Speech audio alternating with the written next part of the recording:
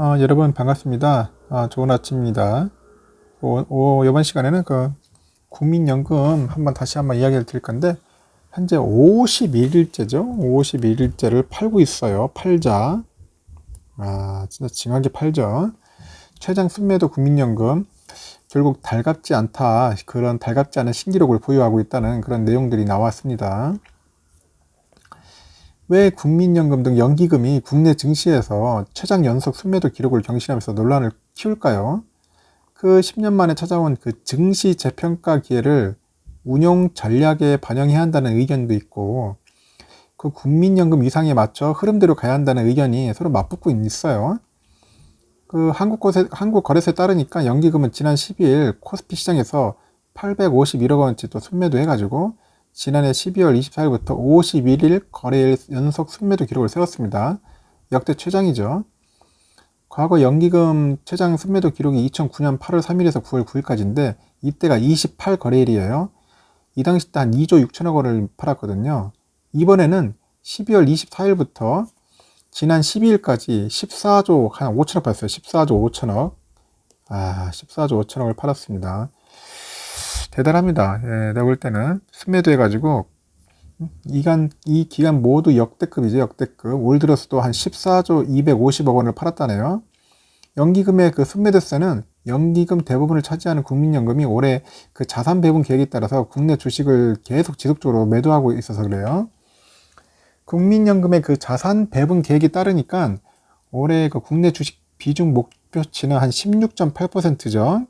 16.8%인데 지난 연말 기준 국내 주식 비중이 21.2%였어요. 그래서 감안하면 주식 비중을 한 140조 원까지 줄여야 합니다. 140조까지. 올해 벌써 14조 원을 이미 매도했는 걸 고려해서 아직도 20조 남았어요. 20조. 20조 이상 순매도 여력이 남은 거죠. 그 금투업계 전문가들은 의견이 나뉘죠. 매도세를 불려온 자산 배분 전략이 과거 수치에 그 기반한 만큼 변화가 필요하다는 의견이 있어요.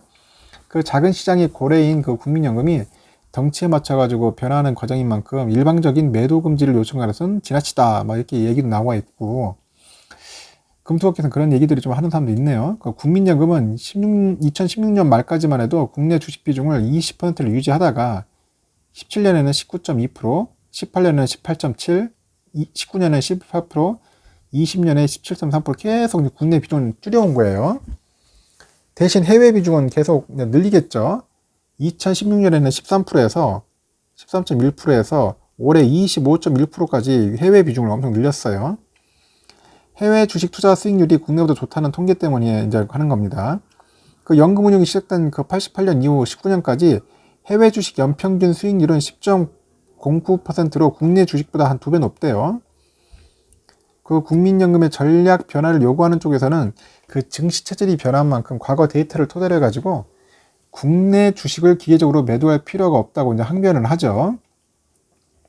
동학개미들의 그 시장 참여로 외풍이 흔들렸던 국내 증시가 이제 어느 정도 방어력을 갖추게 된 점인데 4차 산업혁명하고 코로나19를 계기로 해서 글로벌 경쟁력을 갖춘 기업들이 속속 등장한다는 점을 꼽고 있어요. 그래서 과거에 이제 2010년부터 10년간 박스피 시절 데이터에 기반한 그 중기 자산 배분 전략의 유연성을 갖춰야 한다는 그런 주장이 있죠. 그 한 업계 관련자는 지난 10년간 수익률 측면에서 봤을 때 해외 주식이 더 좋은 성과를 내기 때문에 앞으로 국내 주식을 줄이고 해외 주식을 늘려야 한다는 그 발상 자체가 굉장히 후행적이라고 하죠. 그 상장사들의 이익 모멘텀이나 개인 증시 참여를 통한 수급 구조의 긍정적 개선 등 이제 한국 증시도 이제 변화하고 있기 때문에 이제 비중을 이제 확대해야 할 때라고 이렇게 말을 하고 있는 겁니다. 그래서 국내 증시가 고점 아니냐는 지적이 돼서도 오히려 해외 주식은 10년간 충분히 올라가지고 고평가 상태인데 국내 증시는 최근 올랐다고 해도 아직 PBR이 0.2배 수준밖에 안 돼서 저평가라고 이제 해외를 줄이는 게 맞다고 언급을 하고 있습니다. 그 반면에 그 국민연금이 글로벌 4대 연기금으로 규모 맞게 성장하기 위해서는 어쩔 수 없는 변화라는 의견도 갖고 있습니다. 실제 과거 국내 주식 그 비중을 줄이게 된 데는 국민연금 기금이 쌓일수록 증시 영향력이 지나치게 커진다는 문제점도 영향을 미쳤죠. 그래서 증권회사에서는 그 국민연금은 글로벌 4대 연기금으로 국내 경제보다 규모가 크기 때문에 누적된 기금으로 밖에 나가 돈을 벌여야 하는 것이 방향적으로 맞다고 보는 사람도 있습니다. 그래서 국민연금이 국민의 노후를 위한 자금인 만큼 올랐을 때 팔아야 수익률이 좋아지는 문제도 있다. 뭐 이렇게 언급을 하고 있고요. 과거에 2018년도 삼전이나 SK하이닉스가 사상 최고가까지 올랐을 때 안 팔아 오히려 수익 실현 기회를 놓쳤던 만큼 이제 최근에 이제 매도세를 일방적으로 비판하기 어렵다는 것이죠. 한편 국민연금은 올해 주식 비중 목표치를 16.8% 제시하긴 했는데 총 플러스 마이너스 5%포인트까지 한도를 늘릴 수 있다고 합니다. 현재 주식이 충분히 올랐다는 판단하에 매도를 지속하는 것으로 보이고 있고요. 그리고 국민연금 관계자는 3월 예정된 기금위에서 그 자산 배분 전략 변화를 논의할지 여부는 정해지지 않았고요. 지금은 국내 주식 자산 비중이 높아졌지만은 추후에 해외 주식이 또 올라서 해외 비중이 높아지면 상황이 달라지기 때문에 무조건 20조 원을 팔 것이라고 말하기는 어렵다고 이렇게 밝혔습니다. 이렇습니다. 하여튼간 51일 거래일 동안에 이제 국민연금 계속 팔았고 제가 볼 때는 더 팔 것 같아요. 앞으로 20조 정도 팔 여력이 있으니까 앞으로 연금이 매도세에 따라서 코스피도 흔들릴 테고 삼전도 많이 팔릴 겁니다. 이제 그런 부분에 봤을 때 우리 투자자들도 잘 참고해서 너무 몰빵할 필요는 없고 분할 매수하면서 차분하게 대응하면 좋을 것 같습니다. 이상 국민연금 관련된 소식 여러분들에게 알려드렸습니다.